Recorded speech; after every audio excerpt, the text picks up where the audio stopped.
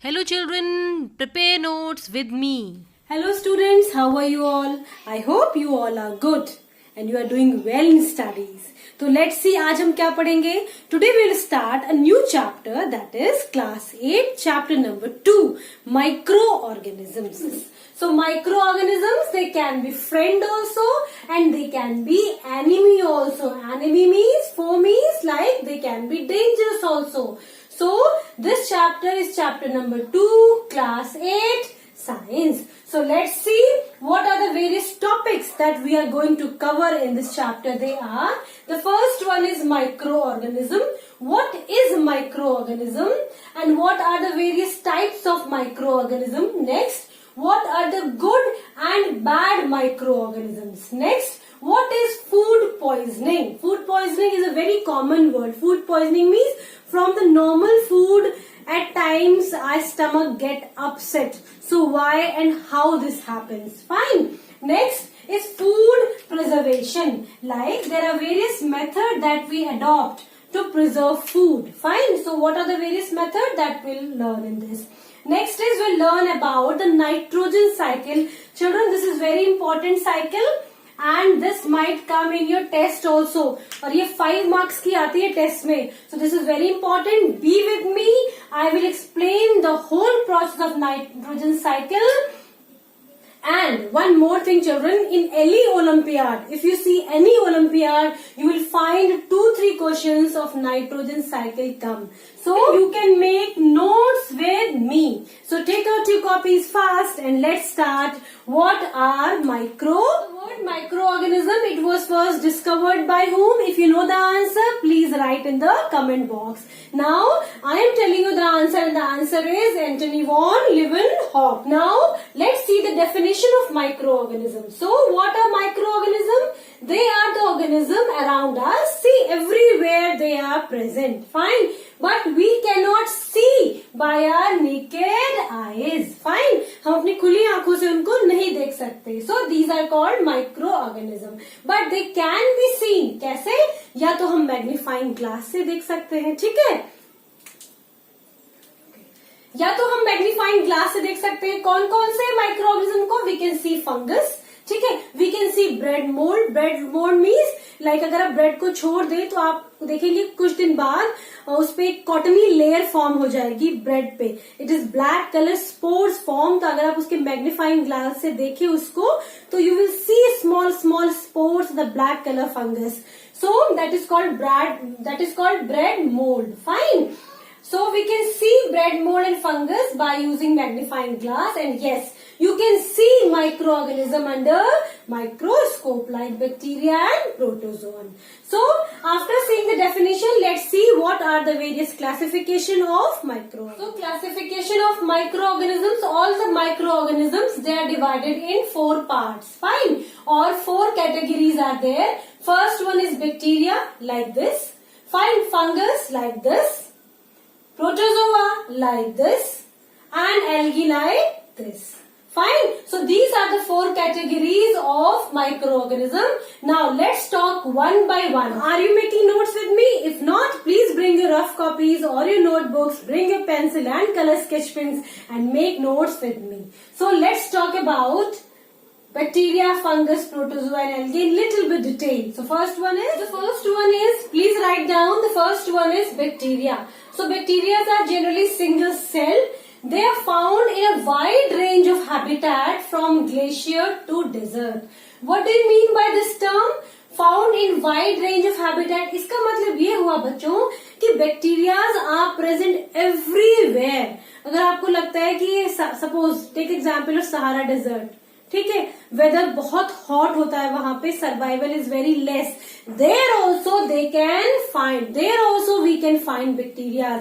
Bacterias are quite primitive, बहुत पुराने हैं. तो ये दे कैन लिव और they can survive in extremes. जहां पे normal living being can not survive, bacterias they survive. So according to their survival their names are different. जैसे जो एक्सट्रीम हॉट क्लाइमेट पे रहते हैं, they are known as thermophiles. Thermo means होता है heat, file means loving. ये heat loving होते हैं. So they can survive in a very hot desert.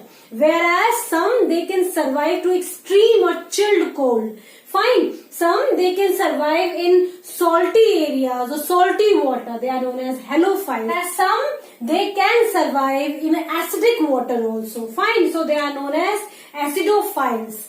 So do you understand that few examples I have given children? Let's see the common shape of bacteria. If a question comes, draw a bacterial cell. So please draw this diagram, bacterial cell. So the diagram is this. So in this diagram, the first one and the whip-like structure, जो एक पतला सा ऊपर से structure है, that is known as flagellum. ठीक है, और इसे हम कहते हैं flagella. Flagella is plural, flagellum is singular. तो single flagella बनाएंगे आप. ठीक है. Next. So outer wall is like it is made up of slime wall, जिसे हम कहते हैं कैप्सूल, और स्लाइम लेयर है, सबसे बाहर की वॉल है बच्चों, it is known as slime layer और capsule. After slime layer next come to cell wall, and after cell wall next come to plasma membrane. Fine. Now next one is your cytosol, इसे जिसे cytoplasm कहते हैं. What is cytoplasm? Cytoplasm means वो सारी चीजें, all the activities जो bacteria करता है वो सब इसी साइटोप्लाज्म में होती है. Fine. What else it has? It has a chromosome. Like we have chromosome na, that we pass from parent to offspring. Same they also have. देखो middle में chromosome होता है, but they do not have proper nucleus. इनके पास एक proper well defined nucleus नहीं होता. इनका जो क्रोमोसोम होता है वो यूं ही ऐसे पड़ा होता है, किसमें? साइटोसोल में. प्लस इनके पास 2 डीएनए होते हैं बच्चों. एक तो क्रोमोसोम होते हैं, plus one more DNA is there, that is known as plastid DNA. And nowadays children, it is very important, this plastid DNA is used in genetic engineering. Bacterial cell, this is the common bacterial cell. Now let's see what are the different shapes of bacteria.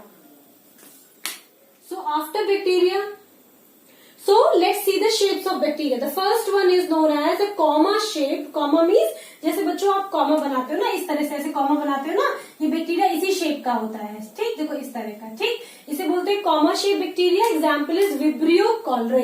What is vibrio cholerae? Vibrio cholerae is the bacteria that causes cholera. So what is cholera? Cholera is that disease beta in which the person is having like severe vomiting and loose motion. So it is also a deadly disease. हाँ, और ये किससे होती है? It is caused by the particular bacteria which is comma shaped and the name is Vibrio cholerae. Fine. So next one to cocci. Cocci means कैसे याद रखो? So O. So they are circular or spherical in shape. So 2 examples are there: Staphylococcus and Streptococcus. Coccus means round. ठीक है. Let's come to rod shape. जो अभी मैंने आपको bacterial cell पूरा पढ़ाया ना, the different parts of bacterial cell, it was actually a E coli, Escherichia coli. Okay, so it is basically rod shape होता है, ये पढ़ाया था. Not only E coli, Salmonella typhi, ये जो बैक्टीरिया होता है, this causes typhoid. Fine. It is known as Salmonella typhi. So this is a scientific name, Salmonella typhi, and they are basically rod shape. Now next come to the bacteria of spiral shape also. So the spiral shape bacteria's examples are Treponema and Borrelia. These examples are very important. बच्चों ये कैसे आते हैं? These may come, और ये कैसे आते हैं बच्चों? These may come in match the following. Like ये होगा और comma shape लिखा होगा, so you will match this Vibrio cholerae with comma shape. और coccus लिखा होगा, Staphylococcus उधर लिखा होगा, you will match. Fine. So this may come in matching. So please write down so that you can revise afterwards also. So this is all about bacteria. Let's come to fungus. So after bacteria, next come to fungus. Fungi, that is a plural word. Fungus is a singular word. Fungus जो होती है बच्चों, ये multi cellular होती है, ये single cell की नहीं बनी होती है, मल्टी सेलुलर. इसीलिए कुछ फंगस को हम मैग्नीफाइंग ग्लास से देख सकते हैं, जैसे ब्रेड मोल्ड. जो ब्रेड पे फंगस लग जाती है ना, that can be easily seen by a magnifying glass. ठीक. So this is multicellular. ये हीट्रोट्रॉपिक होती है. हीट्रोट्रॉपिक वर्ड मैंने बहुत अच्छे से पढ़ाया है, class 7th video is also given. Heterotrophic mode of nutrition, उसमें मैंने ये फंगस बहुत ही डिटेल में पढ़ाया है. If you want to know more about it, please go through that. Link is also given. So, heterotrophic means they cannot make food by their own. Like there are two modes of nutrition. One is called autotrophic, other is called heterotrophic. Autotrophic means जो अपना खाना खुद बनाते हैं, जैसे plants. Whereas heterotrophic are those which depend on others for their food. तो उसमें example है fungus. ठीक है? So fungus is heterotrophic. These two words are very important. Next, parasite जो होता है वो दो तरह से काम करता है. Either it is parasitic. Fungus जो होती है बच्चों वो दो तरह से काम कर सकती है. ईदर इट इज पैरासिटिक और they grow on organic matter. Parasitic means वो पूरी तरह से किसी और पे dependent. Fine. So it can be parasitic also and it can grow on organic matter also. Parasitic like example I have given. This fungus is known as Puccinia. Fine. और at times we call it Puccinia also, but it is Puccinia. किसमें हो जाती है? आपने देखे होंगे गेहूं जो होता है ना अक्सर वो काला हो जाता है. गेहूं जो होता है बच्चों वो कभी कभी देखे होंगे जो गेहूं के सीड्स होते हैं वो काले काले लाइंस होती है, उसमें जो ब्लैक लाइंस पड़ जाती है ना गेहूं में. कभी कभी बहुत पतला गेहूं हो जाता है, ब्लैक लाइंस हो जाती है. That is because of this particular fungus known as Puccinia. Fine. Next come to, तो ये क्या होती है? गेहूं पे ग्रो करती है और गेहूं धीरे धीरे सीड जो होता है पतला होता है और ये फंगस खुद को बढ़ाने लगती है. तो गेहूं काले हो जाते हैं because of this fungus. Okay. Next, they grow on organic matter like bread. Bread पे बड़े आराम से आपने देखा होगा जैसे ही पानी और मॉइस्चर मिलता है, जैसे ही मॉइस्चर और टेम्परेचर हॉट होता है चीजों में फंगस लगने लगती है. जैसे आपके अचार में फंगस लग जाती है, कॉटनी मास कॉटन टाइप का अचार में डिपॉजिट होने लगता है ना. So that is called fungus. Mehndi अगर आप भिगा के रख दें, like after 2 or 3 weeks आप देखेंगे कॉटनी मास, कॉटन तरह की फंगस उस पर डिपॉजिट हो गई है. So that is called fungus. Next, bread mold is very common. Black colour के डॉट्स हो जाते हैं आपके ब्रेड में. So that is called bread mold. See these diagrams. So this is wheat rust. Can you see that? A black color lining. Fine. And this one is a bread mold. So let's see the detailed structure of the fungus. So fungus में क्या होता है बच्चों? Two structures are there. One is the major components of fungus are hyphae and spores. So let's see this diagram. So in this diagram, children, can you see thread-like structure which penetrate on the substrate? What is substrate? A bread. Bread क्या है? Substrate है. Fine. जिसपे fungus लगी है. तो ये जो thread like structure होता है जिससे फंगस जुड़ी होती है अपने सबस्ट्रेट से और क्या करती है? उस सबस्ट्रेट में बहुत सारे एंजाइम डालती रहती है. क्यों? क्योंकि उसको उस सबस्ट्रेट को पूरी तरह डिसॉल्व करना है. ठीक है. So slowly and gradually fungus अपने सबस्ट्रेट को या अपने फूड को धीरे धीरे डिसॉल्व कर लेती है एंड देन फंगस ग्रोज और सबस्ट्रेट होता है पूरी तरह खत्म हो जाता है. ठीक है. So the thread like structure is known as hyphae. Next come to, जो ऊपर देख रहे हैं आप बेटा round, they are known as spores. What are spores? Spores जो होते हैं जब फंगस, मान लीजिए बहुत ठंड है तो फंगस नहीं आपको दिखाई पड़ती. ठीक. क्यों?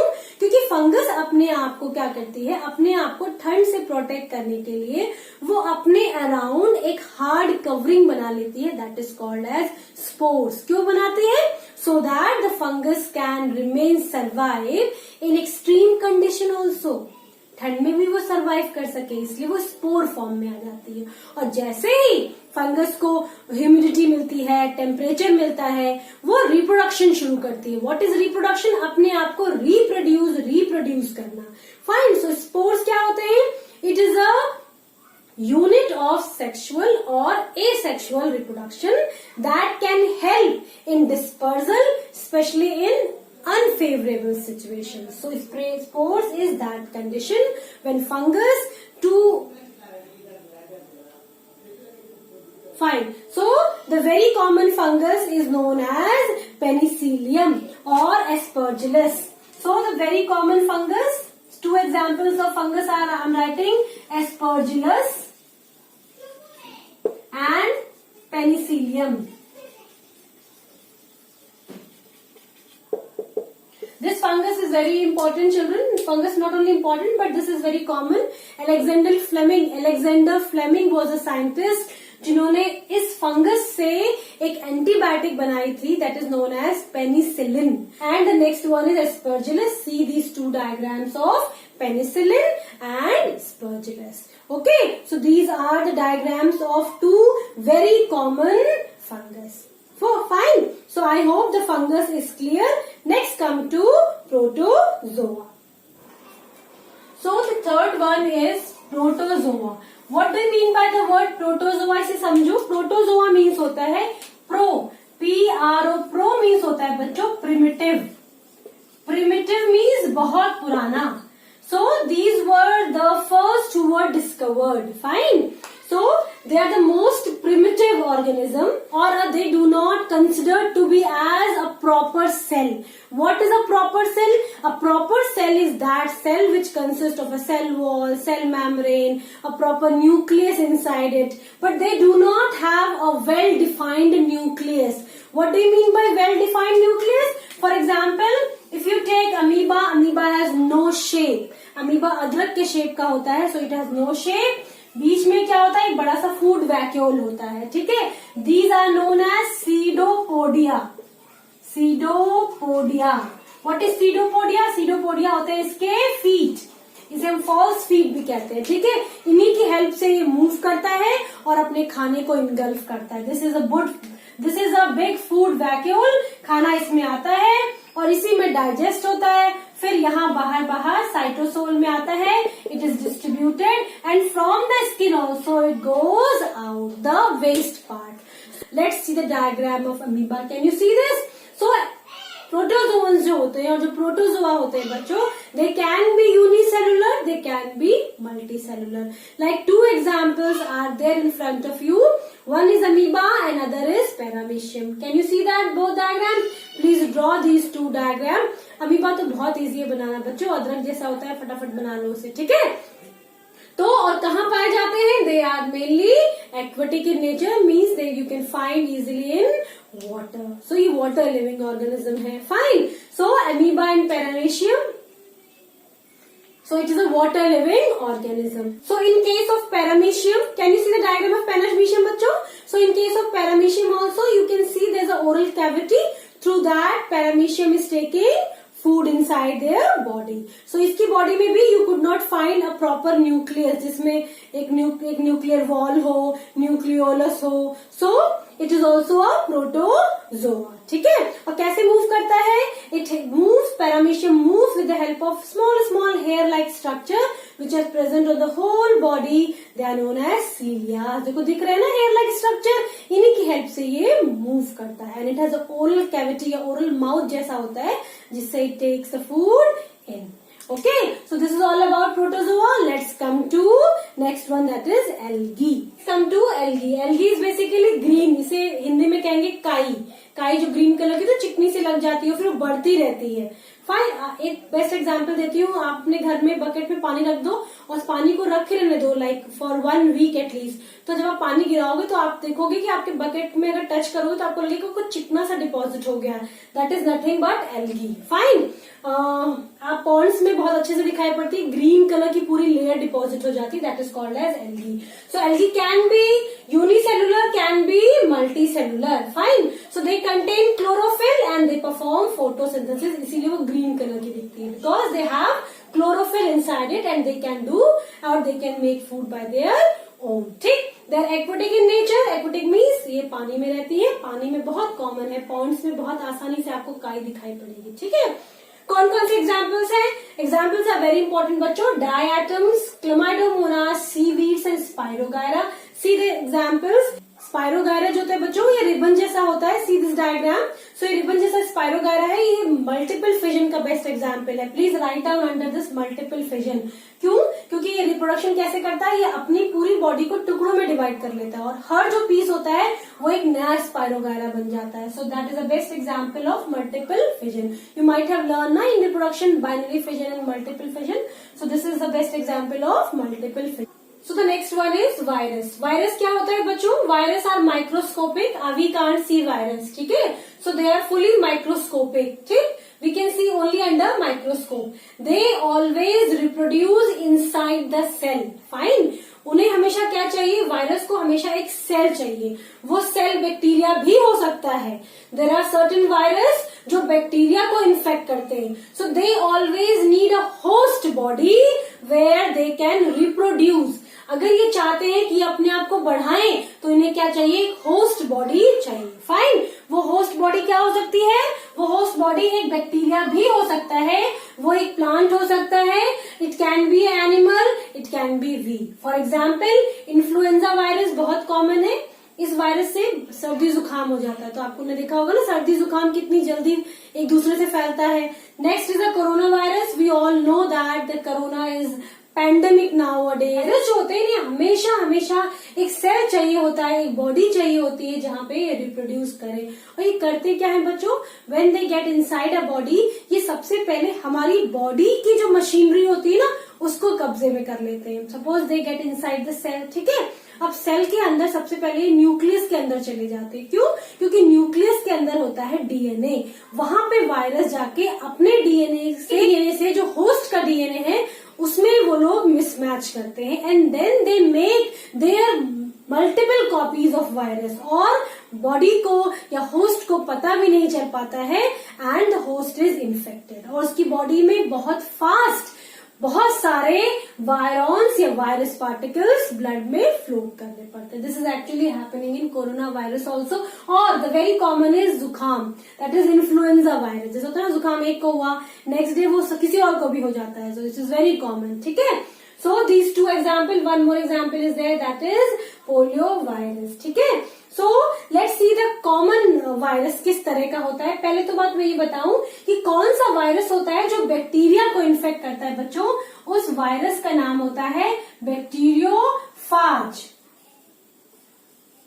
देखो ये बैक्टीरियल सेल है, मान लो ये अभी बैक्टीरिया दिखाया था ना मैंने, ये क्या था बच्चों, ई कोलाई, एस्चेरिचिया कोलाई, ये बैक्टीरिया है। So children, see, the phage, which is a virus, is infecting a bacteria. So virus is putting its genetic material inside the bacteria and killing. So coming up next is the uses of microorganisms. Microorganisms और bacteria के क्या क्या uses हैं? Generally bacteria are very helpful. ठीक है, so there are certain examples of uses of bacteria is given. If the question comes, what are the uses of bacteria? So these are the following uses of bacteria बच्चों, ठीक है। तो आप यहाँ छोटा छोटा सा ना बैक्टीरिया भी मेंशन कर लो, ठीक है। चलो नेक्स्ट पहला पढ़ते हैं, प्रिपरेशन ऑफ कर्ड। कौन सा बैक्टीरिया होता है, देखो ये होता है, ठीक, इसे कहते हैं हम लैक्टोबैसिलस। लैक्टो मीन्स होता है milk, milk contain sugar known as lactose, उसी के नाम पर है। और बताओ बैसिलस कैसे होते हैं, रॉड शेप, उन्हें हम बैसिलस कहते हैं, ठीक है। अभी पढ़े ना हमने कोकस और बैसिलस, बैसिलस मीन्स होते हैं जो रॉड शेप थे, ठीक है, जैसे ये एग्जाम्पल। फाइन, सो कर्ड बनाने में, दूध से दही जमाने में this bacteria is use. Bread में, केक्स में what we use yeast, okay, yeast is very common. So in the production of alcohol also acid we use yeast. क्या करती ईस्ट, जैसे आपने सपोज अगर कोई एक डो बनाया है, डो मीन्स लाइक आटे को आपने गूंदा है, ठीक है, दैट इज कॉल्ड, गूंदा हुआ आटा इज कॉल्ड डो, ठीक। अब उसमें जब हम ईस्ट डाल के गूंथते हैं तो ईस्ट क्या होता है, एक लिविंग ऑर्गेनिज्म है, ठीक है। अब लिविंग ऑर्गेनिज्म है तो ये क्या होगा, रेस्पायर करेगा। जब ये रेस्पायर करेगा तो क्या निकालेगा, कार्बन डाइऑक्साइड, और जब कार्बन डाइऑक्साइड निकलेगी तो ईस्ट तो आटे के अंदर है, तो कार्बन डाइऑक्साइड भी आटे में ही रहेगी। और जब वो कार्बन डाइऑक्साइड, चूंकि गैस है, जो जब वो गैस उठेगी बच्चों ऊपर को, तो ऊपर क्या होगा, डो जो आपका होगा वो भी थोड़ा सा फूल जाएगा। इसीलिए केक, ब्रेड, डो, ये सब क्या करते हैं, ये सब फूलते हैं। फूलना मीन्स होता है they become fluffy. Why they become fluffy question पूछा जाए, so carbon dioxide which is actually produced by the yeast get trapped in between the dough particles, ठीक। तो यहाँ किसने हेल्प की, हमारी ईस्ट ने, ठीक है। और यहाँ किसने हेल्प की, हमारी bacteria, that is called lactobacillus, ठीक। फर्मेंटेशन क्या होता है, फर्मेंटेशन एक प्रोसेस होता है in which the yeast can convert sugar into alcohol. जैसे वाइन बनाई जाती है या डिफरेंट टाइप्स ऑफ वाइन्स बनाई जाती है या अल्कोहल्स बनाए जाते हैं, सो उसमें क्या होता है, फर्मेंटेशन किया जाता है, ठीक है। तो उसमें क्या होता है बच्चों, शुगर से ही सारे बनते हैं, शुगर से they convert into alcohol and acid. Acid जैसे कि शुगर से बनता है एसिटिक एसिड, जिसे हम कहते हैं सिरका। सिरका इज वेरी कॉमन, जो घर में इस्तेमाल किया जाता है। देखो this is vinegar, this vinegar is used in various food items. This is made from sugar. कौन से शुगर से बनता है, शुगर केन। गन्ना जो होता है बच्चों, sugar cane, sugar cane, sugar cane से बनता है ये vinegar. Fine. So next come to the next one, that is it helps in the preparation of curd, bread, cake. It helps the production of alcohol and acid. Now next come, it helps in cleaning the environment. Bacteria क्या करते हैं, वो dead particles को, dead चीजों को decompose कर देते हैं। एंड व्हेन दे डिकम्पोज तो क्लीनिंग हो जाती है। सोचो अगर ये हमारे फ्रेंड्स आज नहीं होते तो अभी भी आपको यहाँ महाराणा प्रताप की बॉडी, यहाँ अकबर की बॉडी, यहाँ डायनासोर्स की बॉडी, बड़ी बड़ी बॉडीज आपको देखने को मिलती। तो उन्हें वो कहाँ चली गई बच्चों, they are actually eaten up by millions and trillions of these micro organism. तो उन्होंने क्या किया, they help in cleaning the environment. Okay, how, by decomposing the waste. जो चीज डेड हो गई वो डिकम्पोज हो जाएगी। कौन करेगा, बाय माइक्रो ऑर्गेनिज्म। ठीक, चलो next, they help in increasing the fertility of soil. This is very good question, इसे मैं कवर करूंगी नाइट्रोजन साइकिल में भी। मगर अभी समझो कैसे फर्टिलिटी को हेल्प करते हैं। बेटा एटमॉस्फेयर में आपके ना 78% क्या है, नाइट्रोजन। और आपको पता है जितने प्रोटीन्स होते हैं सबको क्या चाहिए, नाइट्रोजन। लेकिन प्रोटीन में नाइट्रोजन कैसे आएगा, नाइट्रोजन को फिक्स हम कर ही नहीं पाते, ना प्लांट कैन फिक्स। तो प्लांट्स प्रोटीन कैसे बनाएं, और प्लांट्स प्रोटीन नहीं बनाएंगे तो हम प्लांट्स खाएंगे, फिर हमें प्रोटीन कहाँ से मिलेगा। तो what the plants they can do, they can take the help of a bacteria, जिसे हम कहते हैं राइजोबियम। बहुत अच्छी बैक्टीरिया होता है, देखो ये बैक्टीरिया राइजोबियम है। ये क्या करता है बच्चों, ये बैक्टीरिया एटमॉस्फेयर से नाइट्रोजन को ट्रैप कर लेता है, ऐसे फिक्स कर लेता है, ठीक है, और इसे कन्वर्ट कर देता है सॉल्ट में। वो सॉल्ट जो होते हैं वो प्लांट एब्जॉर्ब कर लेता है और उसके बाद में वो प्रोटीन बनाता है, फिर वो प्लांट्स हम खाते हैं and we get protein. Okay, so can you see that this bacteria, how helpful this bacteria is? So these are the some of the examples of microorganisms, how they are useful to us. Okay, now let's see what is nitrogen cycle. So let's come to nitrogen. So let's come to nitrogen cycle. This is very important. अभी भी आपने notes नहीं बनाए तो इसके notes मेरे साथ बनाओ. This is very very very important topic. Okay? So सबसे पहले हम नाइट्रोजन साइकिल के बारे में पढ़ते हैं क्या है. नाम से it is clear that nitrogen cycle में हम नाइट्रोजन की बात करेंगे. सो नाइट्रोजन इज 78% इन एटमॉस्फेयर. सबको पता है ना, वो एक जब हम पाई चार्ट बनाते हैं ना तो उसमें 78% हम क्या दिखाते हैं, नाइट्रोजन. ओके, 21% क्या होती है, ऑक्सीजन. फिर कुछ अदर गैसेस होती है, कुछ कार्बन डाइऑक्साइड होती है. ओके, तो सबसे ज्यादा पार्ट किसका होता है, नाइट्रोजन गैस का. ठीक, इट इन्वॉल्व्स. इस साइकिल में हम क्या देखेंगे, इस साइकिल में हम देखेंगे कि कैसे नाइट्रोजन जो है वो कुछ लिविंग ऑर्गेनिज्म से पास होती है और कुछ नॉन लिविंग ऑर्गेनिज्म से पास होती है. So in a cyclic form this nitrogen is actually circulating from living to non living, from non living to living. ठीक, चलो नेक्स्ट में हम क्या देखेंगे, नाइट्रोजन एटमॉस्फेयर से फिक्स करने से उसको सॉल्ट में कन्वर्ट करने तक सारा काम कौन करेगा, bacteria. There are n number of bacterias involve. So be with me बच्चों. So if you have not subscribe my channel please subscribe it first. Good. चलो, फिक्सेशन मीन्स नाइट्रोजन एटमॉस्फेयर से लेने से उसको सॉल्ट में कन्वर्ट करने तक कौन इन्वॉल्व है, बैक्टीरिया. ठीक है, अब जब सॉल्युबल सॉल्ट में कन्वर्ट हो गया तो वो सॉल्ट जो है रूट के थ्रू प्लांट्स के पास जाते हैं और plants what they make, protein. So nitrogen is a major portion of protein. में जो मेजर पार्ट होता है वो नाइट्रोजन का होता है. Not only in protein, in nucleic acid, in amino acid, सब में क्या चाहिए होता है, नाइट्रोजन. ठीक, चलो नेक्स्ट. व्हेन प्लांट्स, अब क्या हुआ, प्लांट्स ने प्रोटीन बना लिया। अब प्लांट्स, एनिमल्स, जब हम डाई होते हैं, व्हेन वी आर डेड, तो क्या होता है, वी आर डिकम्पोज। कौन डिकम्पोज करता है, बैक्टीरियाज। तो जब हम डिकम्पोज हो जाते हैं तो हमारी बॉडी का जो प्रोटीन पार्ट होता है that gets convert into again get back to nitrogen, और वो भी कौन करता है, बैक्टीरिया। तो बैक्टीरियाज नाइट्रोजनस कंपाउंड से नाइट्रोजन गैस को again they send it to the atmosphere. क्यों, so that the balance will remain in the nature. So this is how the nitrogen cycle takes place.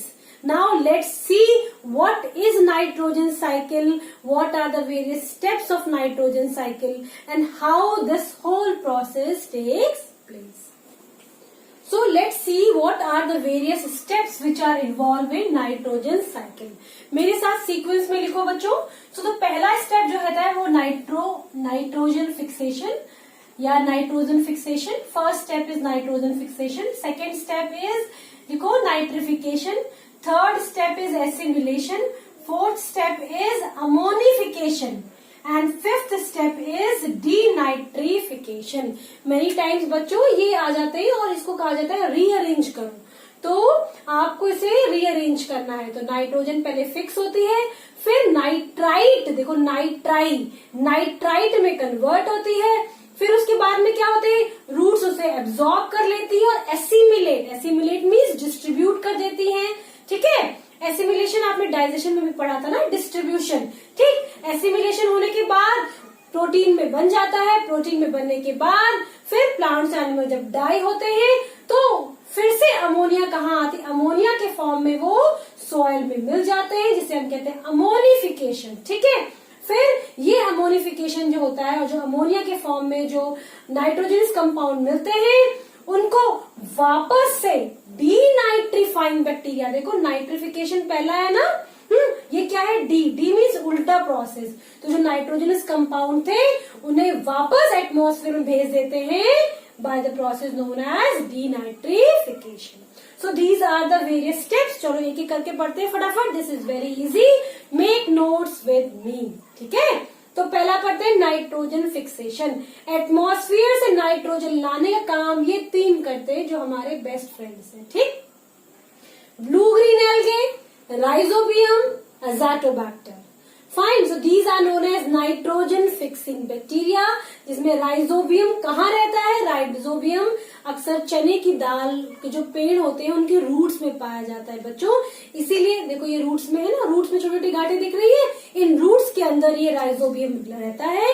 इसीलिए बच्चों जो farmers होते हैं वो जब दाल की खेती हो जाती है तो दाल की जो बालियां होती है उसे तोड़ लेते हैं, लेकिन पेड़ों को वही थ्रैश कर देते हैं, मतलब वो पेड़ को अपरूट नहीं करते। क्यों, क्योंकि राइजोबियम उन रूट्स में रहता है और वो कंटिन्यूअसली प्रोटीन देता रहता है, जिससे सॉइल की फर्टिलिटी बनी रहती है। इसीलिए जो ये दालों के पेड़ होते हैं इसे अपरूट नहीं किए जाते। फाइन, इसे सिर्फ बालियां निकाल ली जाती है। ठीक, so rhizobium, can you see the rhizobium? See, good. Now so these are nitrogen fixing bacteria, 3 are there, please write down. Next, अब फिक्स हो गई नाइट्रोजन। अब क्या होता है, चलो फिक्स होने के बाद में नाइट्रोजन को अमोनिया में कन्वर्ट हो जाती है। ठीक, अमोनिया से nitrite then nitrate, so ammonia to nitrate then ammonia to nitrite then nitrate is done by two bacteria. One is known as Nitrosomonas, another is Nitrobacter. Fine, Nitrosomonas, ओमोनास, तो सोचो ओ ammonia से nitrite में convert कर देगा और Nitrobacter है तो nitrate में कन्वर्ट कर देगा। ठीक, तो दिस प्रोसेस, इसमें नाइट्रिफिकेशन में दो चीजें होती हैं बच्चों, नाइट्राइट बनता है फिर नाइट्रेट बनता है। ठीक है, ठीक, अब नाइट्रेट इज रेडी। ये एक तरह का सॉल्ट है that increases the fertility of a soil. ठीक, अब ये जो सॉल्ट है this is actually absorb by the plants. How they can absorb, by roots, और रूट से it goes to different parts of the plant. ठीक, उसे हम क्या कहेंगे, एसिमिलेशन। देन अब प्लांट्स को प्रोटीन मिल गया, प्लांट्स ने प्रोटीन बना लिया, अब प्लांट्स को हमने खाया, एनिमल्स ने खाया, और when the animals and plants they die, तो आता है next process, when the plants and animal they die, फिर से फंगस और बैक्टीरिया आएंगे और उन्हें डिकम्पोज करना शुरू कर देंगे। जब डिकम्पोज हो जाएगा तो वाटर मिक्स हो जाएगा, वाटर अलग मिक्स हो जाएगा, डिफरेंट कंपाउंड, क्योंकि हमारी body, plant body is made up of different types of nutrients ना, तो वो सारे न्यूट्रिएंट्स कहाँ मिल जाएंगे बच्चों? सॉइल में मिल जाएंगे, ठीक है। तो उसमें क्या होंगे? जो नाइट्रोजनस कंपाउंड होंगे बच्चों, उसमें से जो नाइट्रेट होगा that is actually converted back to the atmosphere by one more bacteria, it is known as pseudomonas. Fine, and this process is known as not nitrification but a denitrification, just ulta. So again the atmosphere में nitrogen get back to the atmosphere so that the balance of nitrogen remains in the atmosphere. ठीक है? So these are the various steps. Please see the steps, write down. If you find any problem, please ask me in the comment box. I will surely help you बच्चों, ठीक है? अभी मैंने आपको इस तरह से लिखाए हैं, प्रोसेस बहुत इंपॉर्टेंट है। अब मैं आपको इसकी साइकिल फॉर्म दिखाऊंगी, उसमें ये प्रोसेस नहीं होंगे but the whole cycle is actually given, ठीक है? तो this is very important, cycle is very easy to make, वो तुम समझ गए होगे, इसे साइकिलिंग बना लो, ठीक है? लेकिन this is very important, so please copy it down. Let's see the cyclic form of nitrogen fixation. So बच्चों, let's see the nitrogen cycle. So this is a nitrogen cycle.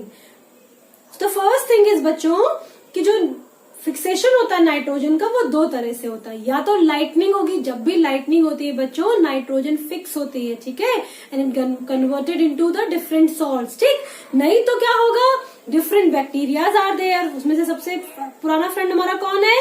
Blue green algae हो गया, ठीक, rhizobium हो गया. What they do, they take the nitrogen from the atmosphere. देखा आपने, क्या तो लाइटनिंग से हुई या किसने फिक्स किया? नाइट्रोजन फिक्सिंग बैक्टीरिया, ठीक. अब बैक्टीरिया क्या उसको टर्न कर रहे हैं, देखो नेक्स्ट बॉक्स में, देखो नंबर 2 बॉक्स में, they turn it to the nitrogenous compound, ठीक. उसके बाद में वो कहा मिक्स हो गए? सॉइल में. किस फॉर्म में मिक्स हुए, जल्दी से बताओ? नाइट्रेट एंड नाइट्राइट के फॉर्म में, ठीक. और क्या कहते हैं इस प्रोसेस को? नाइट्रिफिकेशन, ठीक है. अच्छा, उसके बाद में देखो क्या हुआ, फिर नाइट्रेट और नाइट्राइट जो है उसे प्लांट ने ले लिया. क्या कहेंगे उस प्रोसेस को? अमोनिफिकेशन. सो नाइट्रोजनस कंपाउंड जो थे हमारे नाइट्राइट और नाइट्रेट, उसे प्लांट ने ले लिया. What we call this process? This process is called assimilation, means distribution, ठीक. अब प्लांट्स और एनिमल्स ने उसे ले लिया, उसे प्रोटीन बनाया, प्लांट्स ने खाया, उसे प्लांट्स ने अपने लिए प्रोटीन बनाया, हमने खाया, एनिमल्स ने खाया. And when the plants and animals they die, तो देखो नेक्स्ट प्रोसेस पे आओ, नाइट्रोजनस वेस्ट फ्रॉम एक्सक्रीशन, या तो वो एक्सक्रीट करेंगे या उनकी डेथ होने के बाद अगेन क्या हो गए? They are decomposed and all the compound come back to the soil. Soil में फिर से आ गए ना.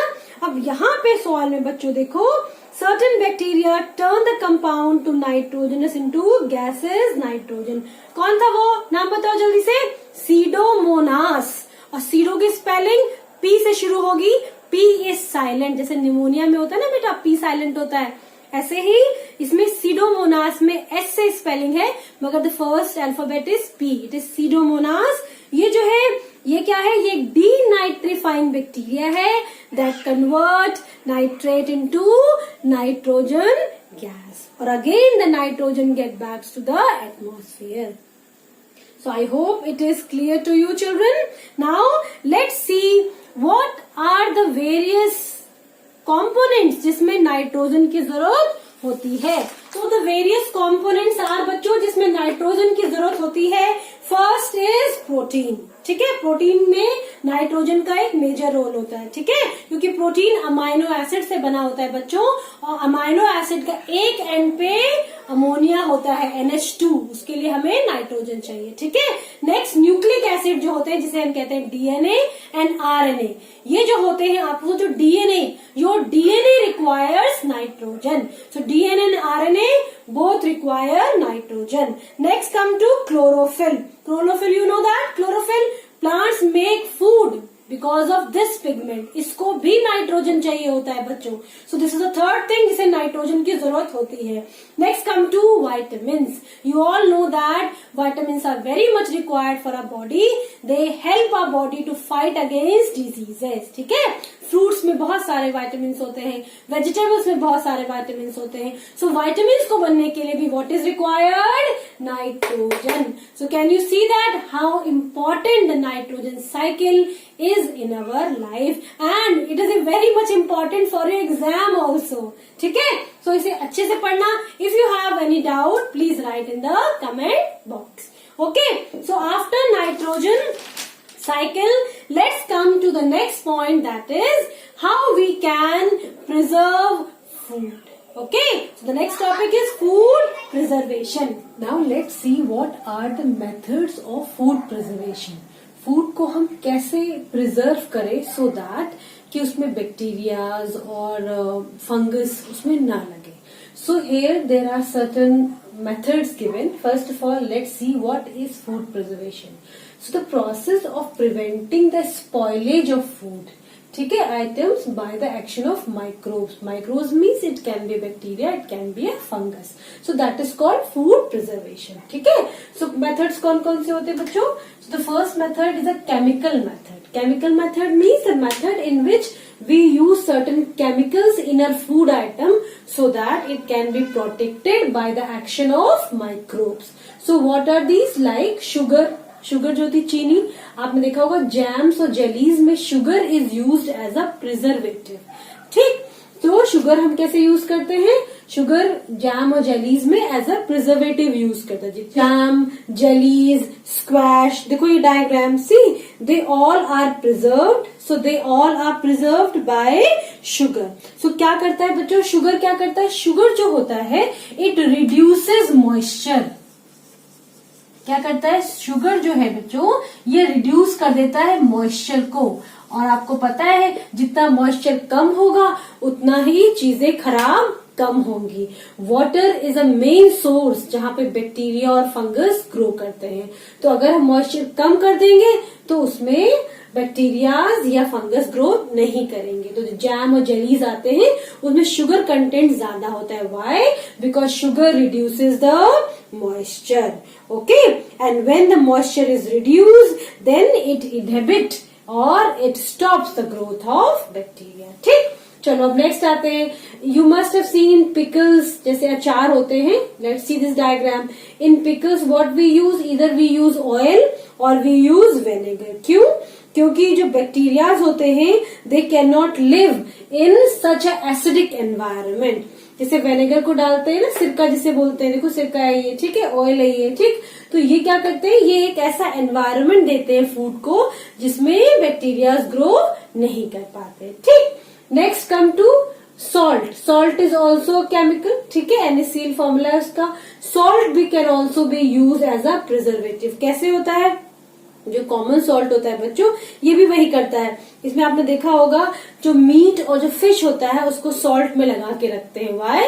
सो दैट जो मीट और फिशेस होती हैं उनको भी सॉल्ट में लगा के रखा जाता है so that they are not infected by bacteria. So these are the chemical method. First is by using sugar, by using oil and vinegar, and by using salt. So three things we have seen, children. That is a chemical method. Now come to next method, that is hot and cold treatment. So first of all, let's see the cold treatment. Cold treatment means when you keep your food item in a refrigerator. What is the temperature? कितना temperature होता है आपके refrigerator का बच्चों? 4 degree Celsius. ठीक है. तो इसमें क्या होते हैं? बहुत से bacterias they can not survive और they can not grow at this temperature. तो आप उसको फ्रिज में रख देते हैं so it can be preserve for a long time. Next is hot. जैसे आपने बॉईल कर दिया उसको, जैसे आपने सपोज मिल्क को आपने बॉईल कर दिया तो आप उसको अगर कंटिन्यूस बॉईल करते रहोगे तो आपको उसको फ्रिज में रखने की जरूरत नहीं पड़ेगी. क्यों? Because boiling kills germ. Second thing, if you dry it, आपने देखा होगा जो चीजें ड्राई होती हैं you can keep them for a long time. Why? क्योंकि dry means moisture नहीं, और जहां moisture नहीं है वहां बैक्टीरियाज कम या बिल्कुल ही ग्रो नहीं कर पाए। जैसे एग्जाम्पल देती हूँ, जो सूखी मिर्च होती है ना, लाल मिर्च, देखो ये लाल मिर्च है, ठीक है। सो लाल मिर्च क्या होती है बच्चों, वो ड्राई होती है, so you can keep for a longer time, fine, you can keep for a longer time. Whereas in case of green chilies, तो आप उसे बहुत दिन तक नहीं रख सकते, ठीक है। So drying is also one of the way by which you inhibit the growth of bacteria, ठीक है। Next come to very important, this is very important बच्चों, please write down in your notebooks, इसे notebooks में लिख लो। This is known as pasteurisation, इसे Louis Pasteur ने दिया था। ये एक ऐसी टेक्निक है बच्चों जिससे आपको जो पैकेट मिल्क आता है ना, जैसे अमूल का दूध आता है या आनंदा का मिल्क आता है, सो दैट पैकेट मिल्क, सोचिए कब कब बनता होगा, कब उसकी पैकिंग होती होगी और कब आपके घर में आता है, तो दूध खराब नहीं होता। व्हाई इट इज सो, क्यों नहीं खराब होता? Because they give a special treatment to that milk, and what is that special treatment is known as pasteurization. So what is pasteurization? So pasteurization is that phenomena बच्चों in which the milk is first boiled at around 65 to 70 degree Celsius only for 15 to 30 second. सिर्फ 30 second के लिए इसको इस temperature पे रखा जाता है, और जैसे इस टेम्परेचर पे आता है ये मिल्क, तुरंत इसकी सडन कूलिंग की जाती है, मतलब to 70 to a very low temperature. तो इससे क्या होता है, जितने पहले तो बॉयल होने पे सारे जर्म्स मर जाते हैं, फिर जब सडन चिलिंग करते हैं बच्चों, तो और भी जो बैक्टीरियाज होते हैं they are dead, fine. So this is known as pasteurization, this was given by Louis Pasteur. आपको जो मिल्क आता है पैकेट वाला, उसमें लिखा भी, मेंशन भी होता है बच्चों, pasteurised milk. If you have not seen it, please see that, ठीक है। चलो, so in hot and cold what we have seen three things, we have seen boiling and drying, we have seen pasteurization, and third cold को please write down here, keep in refrigerator, fine, keep in refrigerator and please mention the temperature, ठीक है। चलो next पढ़ते हैं storage and packaging. आपने देखा होगा ना, when you go to Big Bazaar और when you go to some mart, you might have seen कि उसमें जो फूड सेक्शन होता है उसमें सारी चीजें ज्यादातर ड्राइड होती है और पैक्ड होती है, तो वो खराब नहीं होती। सोचो for long time they remain as it is, क्यों? क्योंकि yes they are dried, fine, plus if they are not dried then also they are remain fresh. जैसे आपके जो पैक्ड फूड आते हैं, ठीक है, जिसे आप खोलते हैं और खा लेते हैं, तो पैक्ड फूड कैसे इतने दिन तक रह सकते हैं, वो तो ड्राई नहीं होते, ठीक। सो क्यों कैसे रह जाते हैं? Because they are kept in air tight container और एयर टाइट पैकेट्स होते हैं। क्यों? बिकॉज सारे जो जर्म्स होते हैं बच्चों, so they are present in air and water. So if we avoid air and water, we can easily preserve our food. And how we preserve our food? By inhibit the growth of bacteria and fungus, ठीक है। चलो एक बार revise करते हैं, food preservation क्या होता है बच्चों? फूड प्रिजर्वेशन मीन्स होता है preventing the spoilage of food by कौन कौन से मेथड? चलो पढ़ते हैं। पहला chemical method, next is hot and cold treatment, third is storage and packaging. First पढ़ते हैं केमिकल मेथड में हमने क्या पढ़ा? By using sugar, by using salt, by using oil and vinegar. So three things we have learn, okay. So what they do actually, sugar what they do, sugar क्या करती है? Sugar जो होती है इट रिड्यूसेस द मॉइस्चर, ठीक। Where as जो salt होता है, salt also help in preventing और inhibiting the bacterial growth. Oil और विनेगर आपके फूड को ऐसा एनवायरनमेंट देते हैं where they can not grow. Next come to hot and cold treatment. उसमें हमने क्या पढ़े? Again we have learn three, one is boiling and drying, second is pasteurisation and third is we keep in refrigerator eight कितना degree temperature? 4 degree Celsius, ठीक है। Last we come to storage and packaging. So airtight containers are used to store the food items so that bacteria or the fungus cannot grow. Okay, so this is all about the food preservation.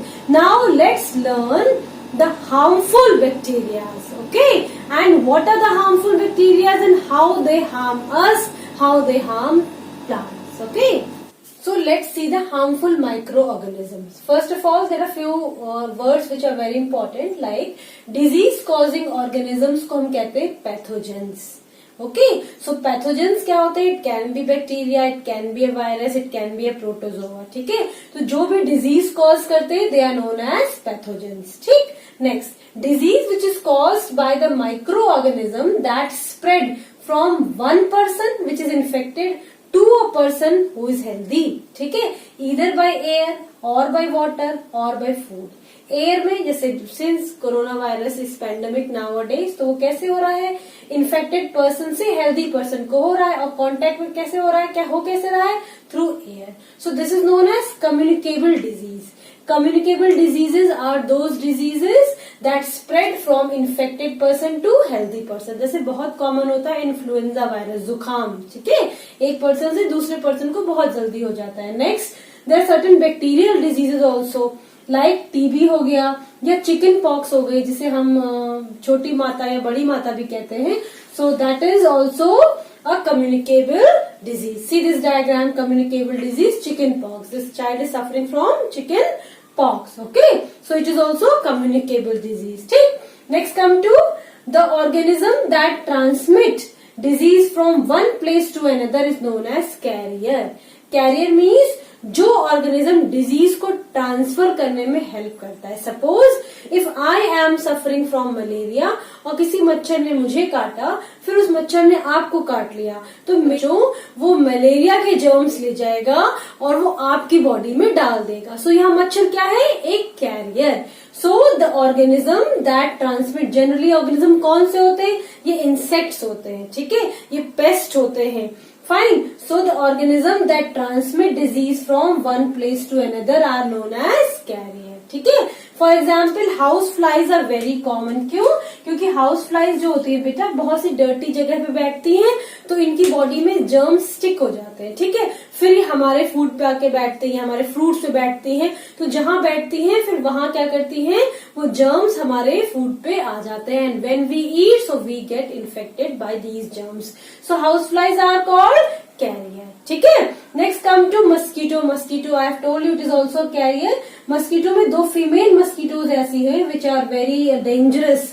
So both are females. Males जो होते हैं बच्चों वो disease नहीं cause करते, दोनों females होती हैं। So first is anopheles which is very common, जो मलेरिया कॉज करती है, और मलेरिया में क्या होता है? That is known as plasmodium. So if I am infected, so मेरी बॉडी से प्लाज्मोडियम जो है वो मस्कीटो ले जाएगी और आपके बॉडी में डाल देगी। Fine, so then you are also get infected by malaria. In this way it can be transferred from one person to another. Fine, next is Aedes, जिसे कहते हैं dengue. Dengue is also female, जो Aedes होती है वो carrier होती है, means female Aedes carry this particular virus which is known as flavivirus. So let's see what are the different diseases caused by air, water, food and through contact. So first one is air. Air से कौन कौन सी diseases हो जाती है? Air से नहीं बच्चों, contaminated air. Contaminated air means air which is not pure. So the diseases are, if the air is not pure, the person may infect from TB. That is called tuberculosis. बच्चों ये lungs बीमारी होती है. So lungs get infected in TB. Fine. Next इसमें पूरे respiratory system को trap कर लेता है bacteria. Fine. Next come to measles. Measles और chicken pox. They both are like छोटी माता और बड़ी माता कहते हैं इसे. So these both are communicable also बच्चों, और plus they are airborne means जो इसके germs होते हैं इन बैक्टीरियल के जो so these both diseases are airborne. See the diagram. Now next come to polio. Polio is also a airborne disease. Fine. Airborne disease means the germs they are remain in the air. Fine, and can infect to a person. Okay, next come to waterborne disease like cholera. If you drink water which is contaminated, which is not pure, so the person may suffer from cholera. Cholera में severe vomiting होती है बच्चों, और loose motions होते हैं. Next come to typhoid. Typhoid में person is suffering from fever. Regular fever आता है टाइम इंटरवल पे. ठीक है. Polio you know that. Hepatitis B, it is also a problem of liver. ठीक. So polio can be airborne also, can be waterborne also. Fine. Next come to foodborne. अगर आप ऐसा खाना खाते हैं जो खराब है या खराब हो गया है या कंटेमिनेटेड है, तो you may suffer from cholera. उल्टियां शुरू हो जाती है ना, so that is called cholera. Next contact diseases means अगर किसी पर्सन को चिकन पॉक्स है और आप उसके पास जाते हैं, so the germ may enter inside your body and you can also get infected by chicken pox. Chicken pox को हम बड़ी माता भी कहते हैं. See this diagram. Fine. So these are some of the diseases which are caused from air, water, food and contact. Air, water, food means ऐसा air, water, food which is actually contaminated either by the bacteria or by the viruses. Okay. So let's see the various diseases in plants and animals. Okay, so let's come to animals first. अब हम animals की पहले बात करेंगे. ठीक है, तो this anthrax जो होती है वो कैटल्स में भी होती है बच्चों, ह्यूमन बीइंग में भी होती है, और it is caused by the bacteria known as bacillus anthracis. And this is very important बच्चों, इसे रॉबर्ट कोच ने डिस्कवर किया था, ये पर्टिकुलर बैक्टीरिया. अच्छा, ह्यूमन में कहाँ होती है बच्चों? एक डिजीज होती है जिसे हम कहते हैं sorter disease. SORTOR, sorters disease. ये क्या होती है? जो लोग बच्चों वूल फैक्ट्री में काम करते हैं, जहाँ शीप की वूल आती है ना, और वहां पे वूल में से जो बर्ड्स होते हैं वो उनको सेपरेट करने पड़ते हैं. तो क्या होता है, चूंकि शीप की जो वूल आती है, शीप की जो स्किन आती है, that is known as fleas. तो जो फ्लीस आती है बच्चों, it is infected by various micro organisms. ठीक, तो जो लोग वहां काम करते हैं किसमें? वूल फैक्ट्री में, उनको ये बीमारी हो जाती है which is known as anthrax. इसमें क्या होता है बच्चों? इसमें उनकी बॉडी में रेड कलर के पैचेस हो जाते हैं. See this diagram. So this disease is known as sorters. Sorter क्यों? क्योंकि वो सॉर्टिंग करते हैं. किसकी सॉर्टिंग करते हैं? वूल या फ्लीस की सॉर्टिंग करते हैं कि छोटे फाइबर है उनको अलग करें, बड़े फाइबर को अलग कर दे. So they are continuously dealing with the skin of sheeps and goats, तो they may suffer from this disease. ठीक है, it is caused by bacillus anthracis and this happens in cattle also and in human also. Fine. Now next come to foot and mouth disease. It is also known as FMDV disease. ठीक है, it is also caused by a virus which is known as picorna virus. ठीक है, so these two are the diseases in animals.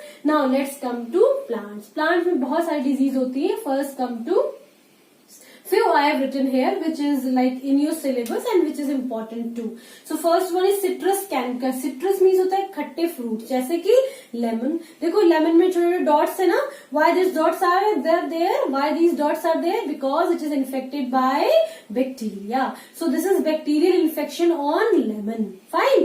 Not only lemon, मौसमी में भी हो जाते हैं. ठीक है, so इसी कहते हैं इसको citrus canker. Okay, it is not cancer, it is canker. Canker means black dots. Fine. Next come to rust of wheat. देखो रस्ट ऑफ व्हीट हो गया ना, मीन्स आपका जो गेहूं की बाली होगी वो थोड़े थोड़े जो दाने होंगे, गेहूं के सीड्स होंगे, वो ब्लैक हो जाएंगे. So that is a fungal infection. ठीक है. Next come to yellow vein mosaic. What is yellow vein mosaic बच्चों? येलो वेन मोजैक और किसमें होता है ये बच्चों? ये भिंडी में होता है. भिंडी इज ऑल्सो नोन एज ओकरा. भिंडी या लेडी फिंगर. ठीक है, देखो उसमें क्या होते हैं, उसमें जो लीव्स होती हैं उसमें क्या होते हैं, लाइनिंग्स हो जाती है येलो कलर की. See this yellow vein mosaic in bhindi. So this is also caused by a particular virus. और वायरस होगा तो उसको कोई कैरी करेगा.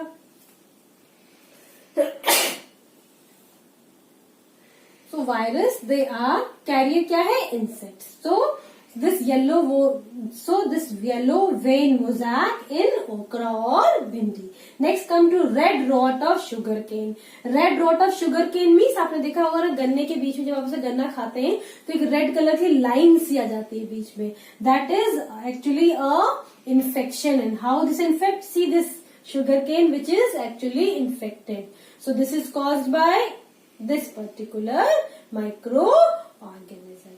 Okay, I hope now it is understood and you got the topic well. So this is all about the microorganisms. So let's see what is vaccine. Vaccines are the dead and weak microbes that triggers the production of antibodies in your body. I'll give you one example. Suppose I am getting a vaccine of TB. मुझे TB की एक vaccine दी गई बच्चों, ठीक है। तो मेरी body में क्या डाला गया? मेरी बॉडी में कोई मेडिसिन नहीं डाली गई, मेरी बॉडी में TB के ही बैक्टीरिया जो जिससे टीबी होती है वही बैक्टीरिया मेरी बॉडी में डाला गया, लेकिन वो बैक्टीरिया कैसा है? डेड। तो वो मुझे क्या करेगा? वो डिजीज नहीं कॉज कर पाएगा बिकॉज दैट इज डेड, या वो बहुत वीक डाला गया है, ठीक है।